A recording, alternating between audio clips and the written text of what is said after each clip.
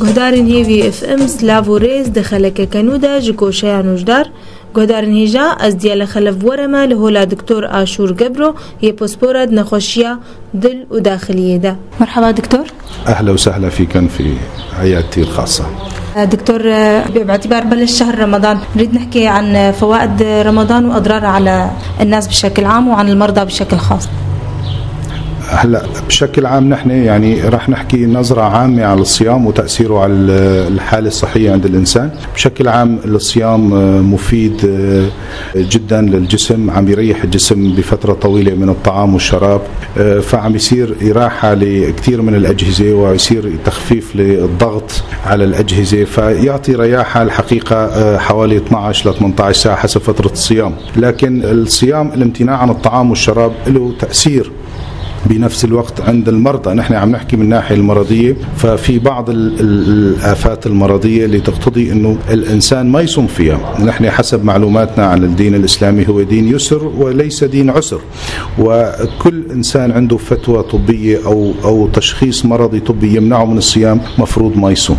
لذلك نحن كاختصاصنا بالأمراض الداخلية والقلبية ننصح الجميع بشكل عام على الصيام، لكن في بعض الأمراض اللي تقتضي أنه ما يصوم الإنسان. مثل إيش؟ مثل مرضى على سبيل المثال مرضى القلبية اللي نحن عم نتعامل معهم بشكل مستمر.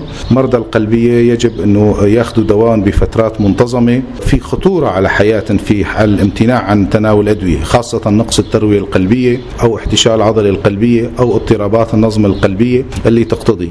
ومع ذلك إذا مريض القلب الدكتور تبعه شاف وضعه جيد ويتحمل، فممكن يوزع الدواء على وجبتين، وجبة السحور والفطور.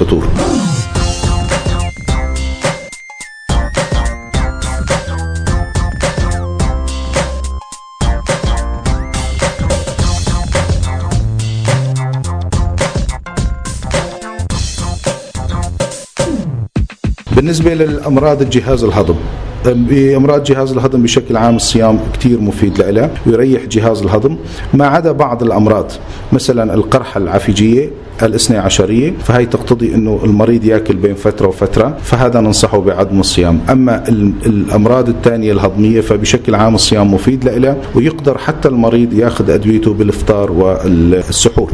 بالنسبة لأمراض جهاز التنفسي الصيام ما فيه له كتير تأثير مباشر إلا لبعض المرضى اللي عم يتعرضوا لهجمات ربوية كتيرة ويحتاجوا لسوائل بشان ترطيب الجهاز التنفسي، فهدول ننصح أن ما بيصوموا. وما تبقى الأمراض حقيقة ما له تأثير الصيام عليها إلا خاصة إذا أخذوا دواهم بوجبتي الفطور والسحور. بشكل عام الصيام يقدر الإنسان المريض يتأقلم مع الصيام ويأخذ أدويته بالسحور والفطور ما عدا الأمراض اللي ذكرناها. لكن بعض النصائح العامة اللي نحن عم نشوفها كتير يعني في شهر رمضان هو الإكثار من تناول الطعام والشراب بعد الفطور.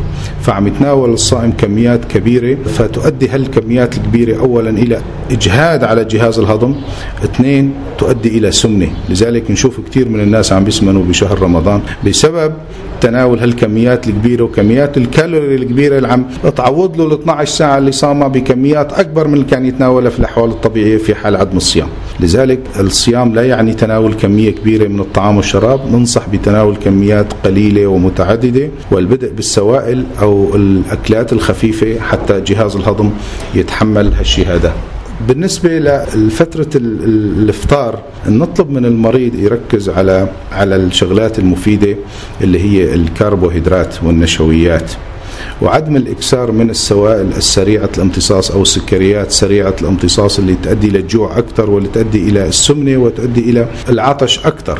لذلك لازم خلال فترة الإفطار الجسم يحوي كميات من الكربوهيدرات تعطيه الطاقة ليصوم 12 ساعة وأكثر بالنهار. نركز على النشويات وننصح بالابتعاد عن السكريات سريعة الامتصاص مثل العصائر وما العصائر والكولا وهالأمور هاي، فهاي تؤدي إلى العطش وتؤدي إلى استهلاك سريع لهالسكريات هي. دكتور، أكثر شغلة تنصح فيها المريض أو الشخص الصائم إنه يبعد عنها بشهر رمضان من ناحية الأكل؟ بشكل عام شهر رمضان مثل باقي الأشهر، لكن نحن الجهاز الهضمي يكون منقطع عن الطعام والشراب 12 ساعة، فيفضل إنه يتناول كميات بعد الإفطار، كميات قليلة ومتعددة، والتركيز على مثل ما قلنا النشويات والبروتينات، يكون غذاء متكامل مثل باقي الشغلات المؤذية بشكل عام اللي هي القهوة والتدخين والدهون بشكل عام، هي مؤذية في رمضان وخارج رمضان، لكن نركز على الكميات القليلة وعدم إجهاد جهاز الهضم وعدم تناول كميات كثيرة من السوائل أو الطعام بعد الإفطار،